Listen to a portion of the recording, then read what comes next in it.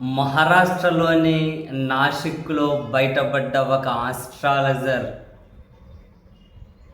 బంచిక్ episode ఏదైతే ఉందో, వాడు మహిళలను తీవ్రంగా మోసం చేసుకొని క్షుద్ర పూజలని, యోని పూజలని, ఇంకేదో పూజలని, చివరికి పక్కన పడుకుంటే మీకు అన్ని శకునాలు పోతాయి అని ఈ విధంగా దారుణంగా వాళ్ళను వాడుకుంటూ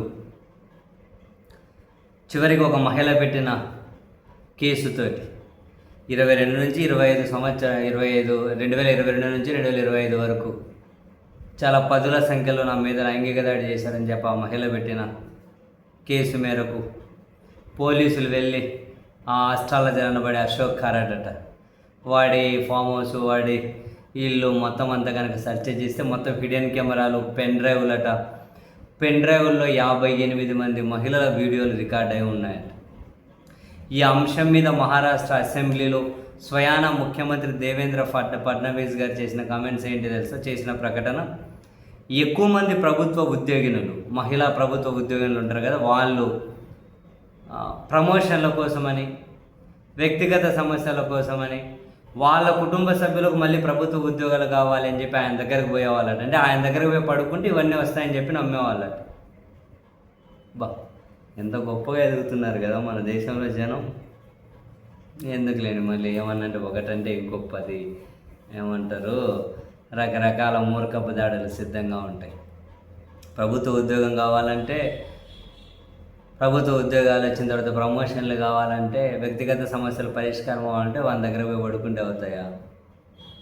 ఇంత గొప్పగా ఆలోచిస్తున్నారా జనం?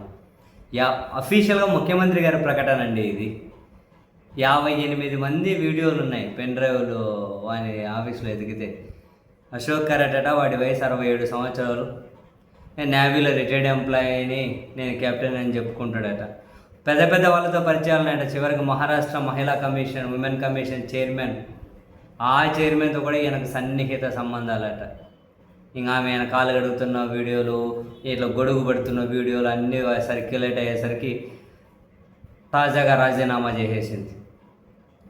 తీవ్ర విమర్శలు కనిపించేసరికి ముఖ్యమంత్రి కూడా రాజీనామా చేయమని ఆమెను ఆదేశించాడట. రాజీనామా కూడా చేసేసింది. ఎలాంటి జనం చూడండి. ప్రభుత్వ ఉద్యోగాలు వచ్చి ప్రమోషన్లు కావాలంటే వాడి దగ్గర పడుకుంటూ వస్తాయన్నాం. ఆడికి పోతే వాడు యోని పూజలు చేసేవాడట, ఇంకేదో పూజలట, మత్తుమంది ఇచ్చేవాడట. నమ్మే జనం చూడండి, మళ్ళీ చదువురాని వల్ల, చదువుకున్న వాళ్ళు, ఉద్యోగాలు చేసేవాళ్ళు, ఆ వ్యక్తిగత సమస్యలన్నా పరిష్కారం అవుతాయండి ఆయన దగ్గరకు పోతే. ఆ విడుదలైన వీడియోలు కనుక చూస్తే సీరియస్లీ ఏదో పిచ్చిపట్టినలాగా ప్రవర్తిస్తున్నారు ఆ వీడియోలలో. ఏమంటారు ఆ వీడియోలు, అవి పంచిక్ వీడియోలు, ఆ వీడియోల్లో వీళ్ళ ప్రవర్తన పిచ్చిపట్టినలాగే చెలరేగిపోతూ ఉన్నారు. ఈ కర్మ స్వామి, ఏం జనాలు ఎట్లాంటి వాళ్ళు ఉన్నారు రా బాబోయ్.